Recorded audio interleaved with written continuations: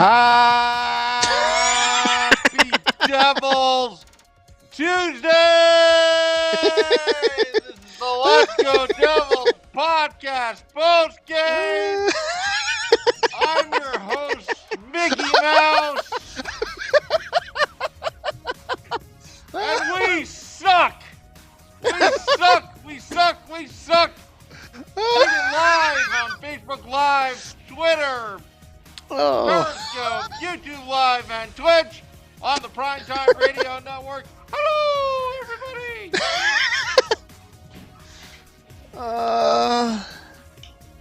Wow. Yeah. That was impressive. I didn't know that was happening. I honestly didn't know that was happening. I'm sitting here trying to write a hello to the Facebook page, and you come out here with a freaking Mickey Mouse hat on. Damn. Well, that sucked. Firing it up, Sam Wu. Devils reach rock bottom. Actually, I don't know if this is rock bottom. You know what?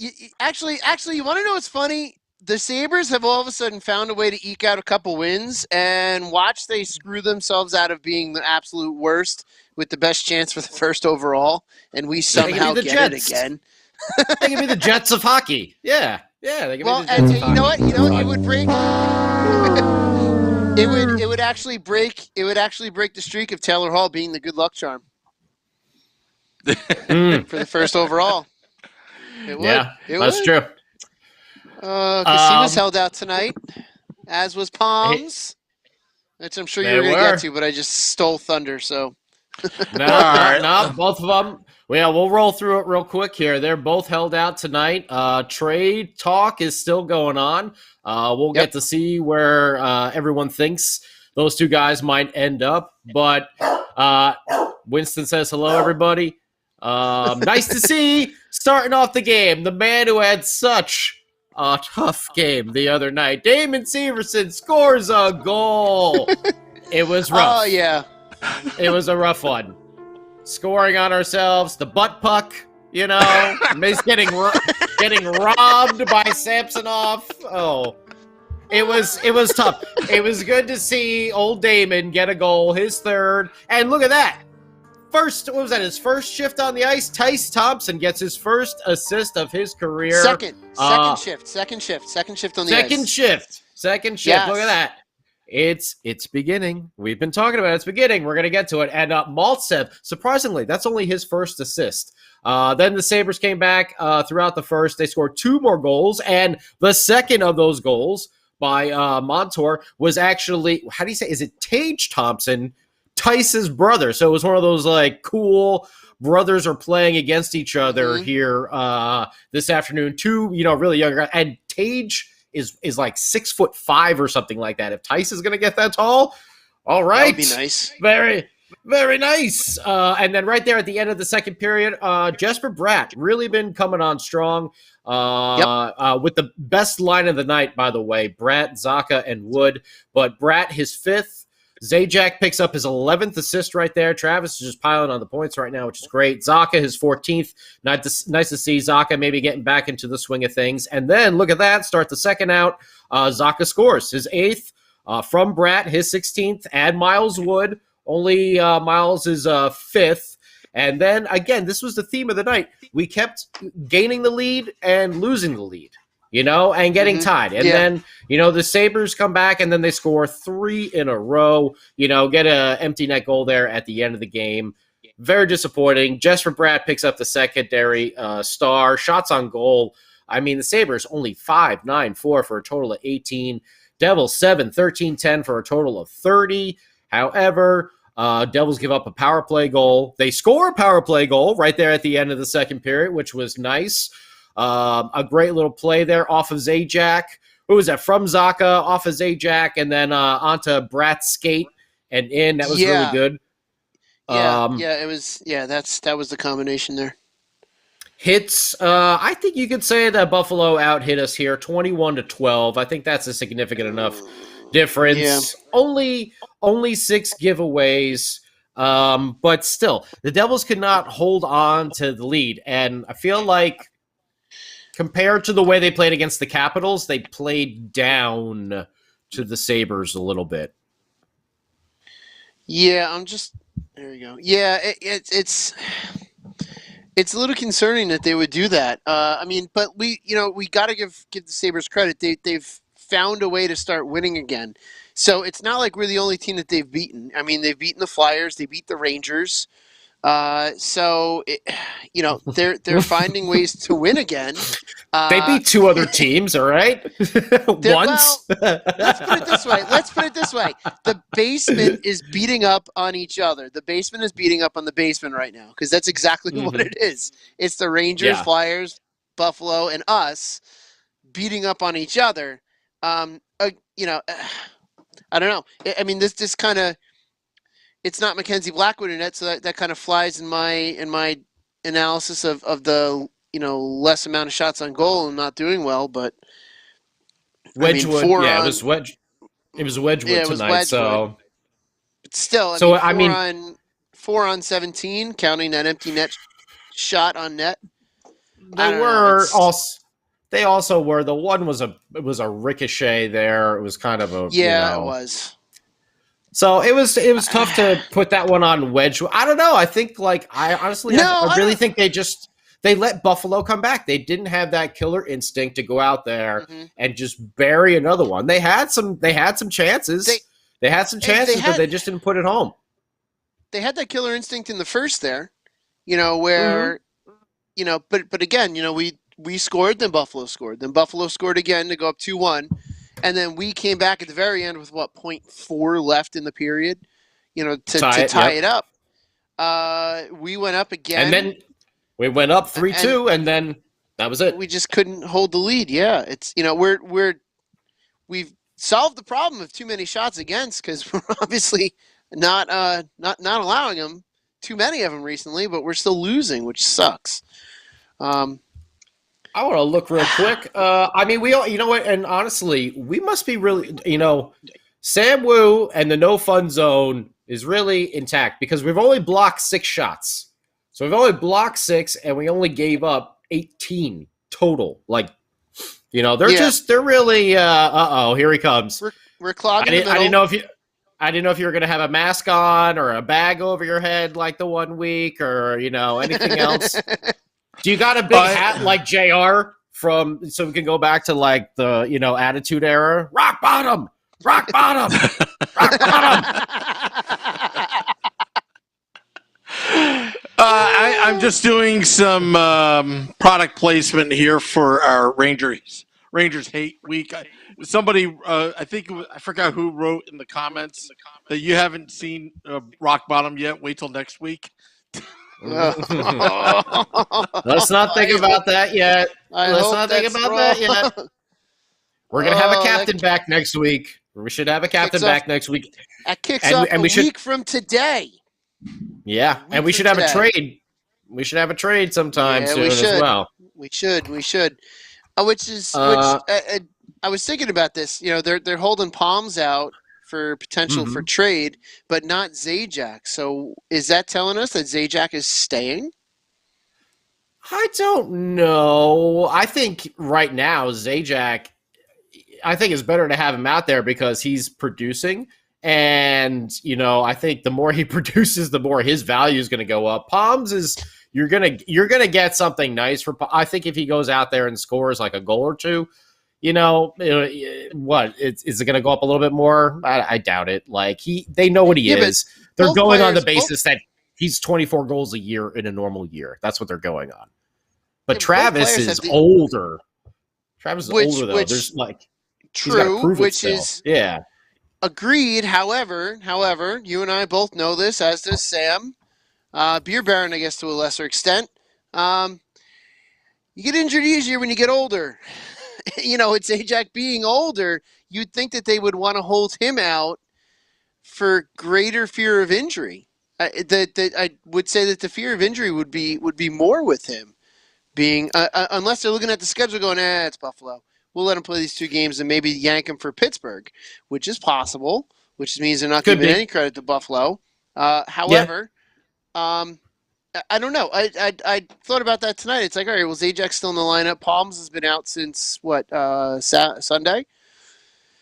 It's like Well, Palm's I don't definitely know. more valuable.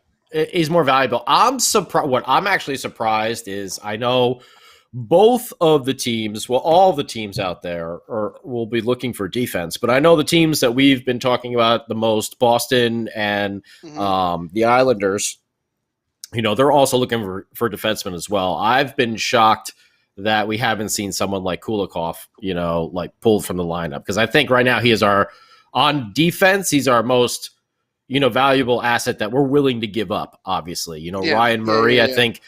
I think teams are going to be calling about Ryan Murray. And I think they're going to be calling about Sammy Vatanen, and someone's going to come calling for him as well. I think. And the great thing about Yeah. this is I don't think Fitzy's going to have to do a lot of shopping. I think people are going to be calling us, for these trades. Oh, I It's think not like so. we're going to have to go. We're going to be in a power position. People are going to want these commodities for the playoff run. But I do feel that like Palms might be like packaged. I don't know if it's just going to be him going. I feel like he'll be packaged with a Kulikov or a Vatanen or a Murray or something like that. I mean, if it's a Palms and Vatanen deal, we better be getting something damn good back, because those are two damn good players that we're sending out. So that's one of those situations where we better be getting something really good in return, which is when we could potentially, for those two players going together, that's when we could potentially see a first rounder and a top prospect, which we were talking about. What was it, last week or week before? Where if it's just Palms, it's going to be either top prospect or the first rounder. But if both of those players are going as a package, or two, Palms and a similar caliber player, I should say, not just Vatanen, but that's the point where we can definitely be looking at possibly that first rounder and a top prospect as well, or maybe even maybe even potentially an established player too. I mean, established players go back and forth too on these on these deadline deals, which you really got to feel if you're one of those players that's shipped out from a team that's going into the playoffs to a team that's not going to the playoffs. It's like, Yeah. oh, that's gotta suck.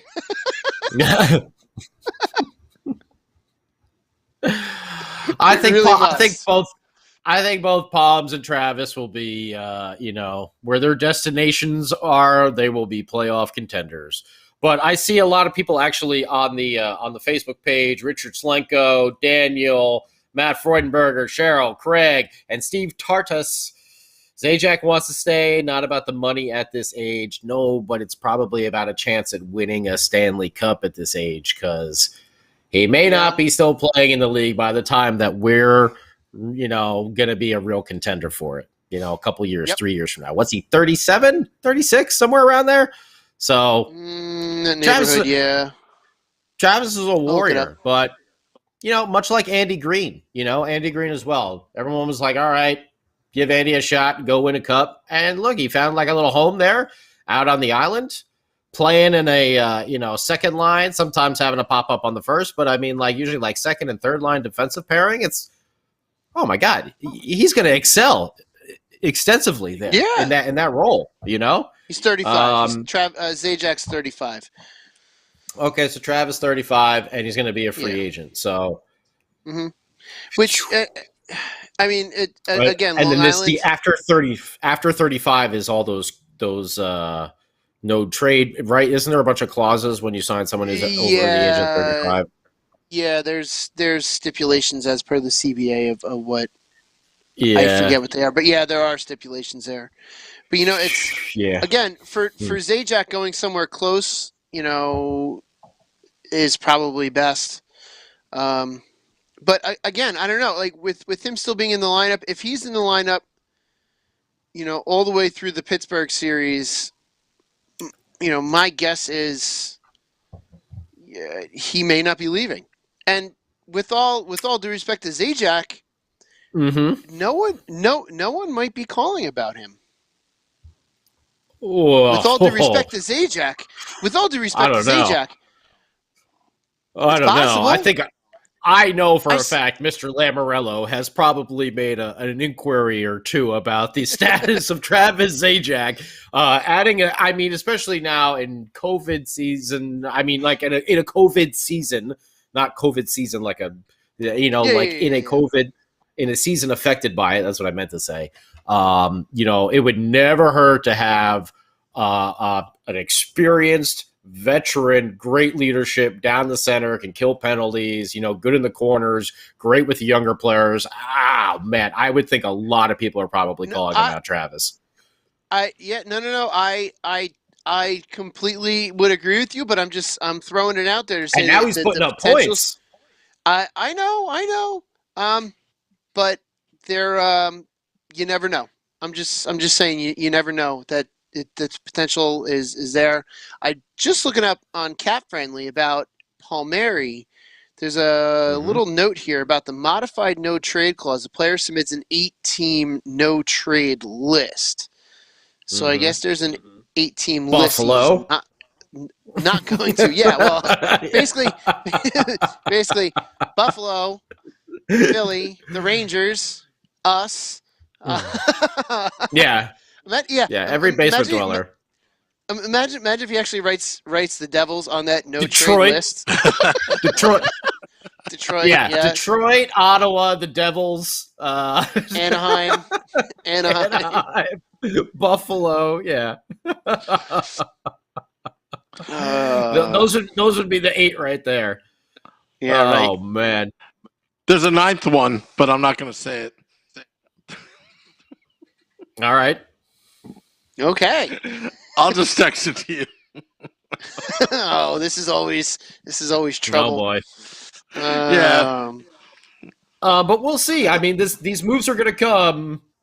They are. Yeah. Yeah. Agreed. I think that's on everyone's list. These moves are going to come at some point, and I don't know. I feel like both of them are going to be packaged. I think those 5 players. I think we're getting Fitzy's probably getting calls about all of them. They're all on expiring deals. They know we want prospects. They know we want draft picks. I could see a lot of those guys getting calls about them. Yeah, I was hoping we could swing PK for something crazy, but I don't think it's going to happen. But no, the other 5, I doubt that. Yeah, but you never know. Listen, there's still a week left in before that trade deadline. Less than a week now. I guess a week ago yesterday. Things happen. Injuries can happen between now and Monday. Not that we wish injuries on anyone, but those things can happen. And all of a sudden, a team can be like, ooh, PK Subban, we can probably wrestle him from the Devils. And if the Devils pay part of his salary, we'll take him. If we were to let PK go, we'd probably be paying at least part of that salary. I've got a question. Season. I've got a question. This is a legitimate question. It may sound stupid, but it's legit. Could it be possible that when you make these trades during COVID, could this be a quarantining time before that trade is actually initiated? Could be that there's a deal pending. Yeah. I just absolutely. I have no idea. Because we got some talk about that. That's a good one. And we got a lot of Steve says I see Lou going with Hall to the Islanders. Eric says Travis with. I could see Lou getting Travis and Taylor actually making a big splash. I still think Palms is going to up to Boston. Daniel Cicerone says Palms to the Islanders. We'll see. They need some finish too, but so does Boston. Something's I don't brewing. know. I don't know. I see Lou going out and doing like a Hall because then he doesn't have to be tied to him. He can just let him walk, next year, like whatever free agent doesn't have to worry about it. The thing is, watching Hall like we did for the 3 years, 4 years, whatever it was that we had him. It was probably more than that. I can't think anymore. But for the time period we had him, and with I know Arizona wasn't a great place to go, and Buffalo sucks except for when they play us. I'm wondering if Hall's stock is dropping throughout the league. Oh, I know what he's capable of. I know what he's capable of. I get that, and I'm not an idiot when it comes to that. But I'm really wondering if eventually He signed. you know, He signed with Hall, Buffalo. I think that says a lot right there. yeah, well, and so that's why it really wouldn't. That's why it really wouldn't shock me if next Tuesday we wake up and Hall is still on a Sabre. It wouldn't shock me. It could be. I like As much as Sam's they're- idea. I'm gonna stick with Sam's idea that they're quarantining right now. I like that idea. I think that's Yeah, no, that's what I'm altogether possible. Yeah, no, that's absolutely altogether possible. Yeah, Adam Let's Morgan, see. Barzell, and Hall would be nasty together. They would be a whoo. I just don't think. I think if the Islanders do that, they bring in Taylor Hall for just this run, and I just don't see Lou re-signing him and having that on the team for the rest. No. I just see bringing him in for this run. I can see that, and then bye. Because I don't think looking at the Islanders cap space. Yeah, they're maxed out. They wouldn't even be able to sign it even if they wanted to. Yeah, they need to make some without giving up a pretty solid piece, and they don't have any. Just kind of looking at the Islanders roster, they don't really have too much as far as RFAs or impending signatures that they need to get. So the Islanders are good for now, but they're definitely not going to. They're definitely not going to re-sign Hall if they bring him in. That's for sure. Yeah, I just can't see Lou doing that. Hey, one quick note I actually skipped over from the game. A little surprising note, move. Well, with Tice Thompson coming up, there had to be a roster move, and it was actually Jesper Boquist who hit the taxi squad and got sent back. And a little shocking because I feel like Jesper has been performing. He started to put some points on the board. A couple assists. I think, did he get one goal? I know he got a couple assists. I can't remember if he chipped in a goal. But just a little surprise move. But again, I think he'll be back before the season is up, because trades are coming. Yeah. Trades are coming, and then the tryouts will start, next Tuesday. For pretty much from what was it? We have a game, looking at the schedule, come back. Man, when you move away from the schedule. Yeah, so we, of course, we start next week with Ranger Hate Week on Tuesday. So from Tuesday through the rest of the season, the remaining parts of April and then all of May, it's going to be tryout season. Just to see we're probably going to see everyone that's potentially NHL ready. Get ACDC big balls ready. Kevin Ball, baby. Nolan Foote. Oh, yeah. Bring them up for the Rangers series. Throw them right to the fire. Oh, please do. I would love to see that. I would love it. Oh, we may not have a choice if we lose Kulikov, if we lose Murray, if we lose Sammy, you never know. We may not have a choice. We may have to, so I'm all for actually, it's going to happen at some point. Yeah, which actually leads me to remind all of our viewers and listeners that to set your alerts, because if there is action or when there is action with Devils trade moves, we will be going live at Breaking News as quickly as we can to break it to you guys, our loyal listeners and viewers. So set your alerts, because we will go. We were already prepared and prepared to go today. If we were assuming we get breaking news today, we didn't, but we were all ready to go if we needed to. Mm-hmm. Sam was doing like fire drills. He's like, guys, trade just happened. Where are you at? You need to be near your microphone within 30 feet of it so we can go live immediately. You don't know what it's like to work with Sam Wu. He's, he's a hockey podcast producer. He never takes a shift. He's like Scott Stevens, just like crunching you in the corner during practice. Yep. You're like, it's practice, Scott. Chill. He's just punching you in the face.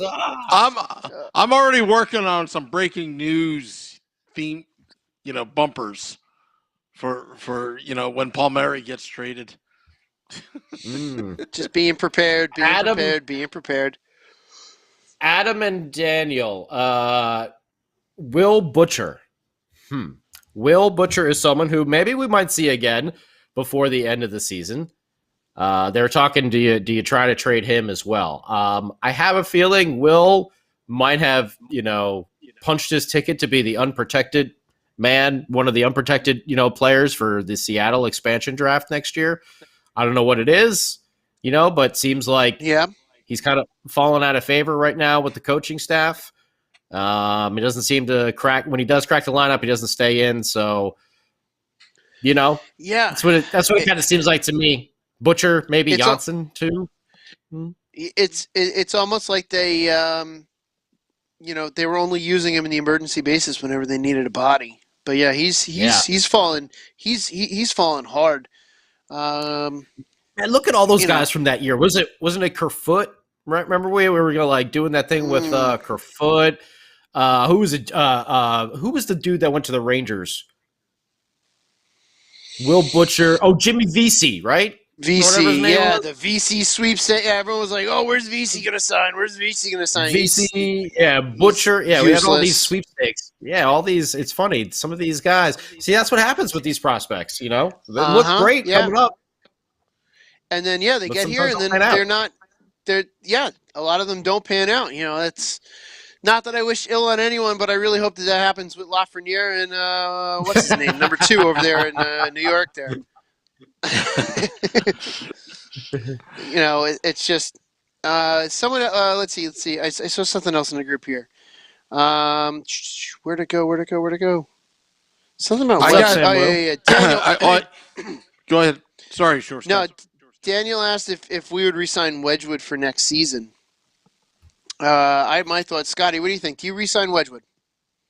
I think the idea was to bring in Corey Crawford and to be that sort of mentor veteran to push Mackenzie Blackwood. But in the same sense, I think Scott Wedgwood kind of checks that box as well. And Scott Wedgwood is a little bit younger, and he's definitely less expensive. So he might be enticing as well for the trade deadline for some other teams. I'm sure people are going to call about Dell and Wedgwood just for goalie depth going into the playoffs, COVID protocols, everything like that. Obviously, Wedgwood has had a solid season so far, in my opinion. Yeah, agreed.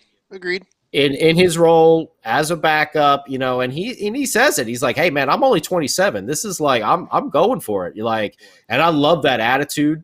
Because you can see every time he's out there, he's playing like it could be. Like he can get sent down to the minors or he can get cut or something like that. You see that hunger in his game. So for me, unless they can get unless they can bring in Lundqvist on $1 million deal to tutor Mackenzie Blackwood. No. That would be funny. But Capitals legend Henrik Lundqvist. Capitals legend, yeah. No, but if they can find a less expensive version of Corey Crawford or what that was, then maybe okay. But for now, I'm totally cool with Blackwood and Wedgwood kind of rolling together. You do need depth though in case of injuries because injuries always happen. They happen every year. You never know. Agreed. You can. Look at Marty, who was never hurt, and then there was that. Remember that once? What was he tore his bicep that one year? It was just scary. It was like, oh, what's this? What do you mean our goalie's hurt? That hasn't happened in 15 years. What? I thought no. You mean the guy that plays 75 games every year is hurt? What are you kidding me? No, I don't think so. Yeah, we went through goalie roulette. At that point, it was scary. Yeah, so you always want that depth, but looking at it, I would be kind of comfortable with a Mac Black and Scott Wedgwood tandem going into next year. Yeah. What do you think, Short Sky? I completely agree. I think Wedgwood has played very well, and I think that he has earned his chance to be re-signed. And let's not forget he is a Stanley Cup champion as Tampa's third string, so he has that pedigree as well. His name's on the Stanley Cup, and I guarantee he would want to win the cup in a more productive role than just being the guy on the side as number 3. So, he does have that he does have that aspect to his game. He's got that, like you said, he's got the desire to do it, the desire to go out there and go for it, which I think is fantastic. So yeah, I would absolutely re-sign him. And you're right. The price is right with him. He may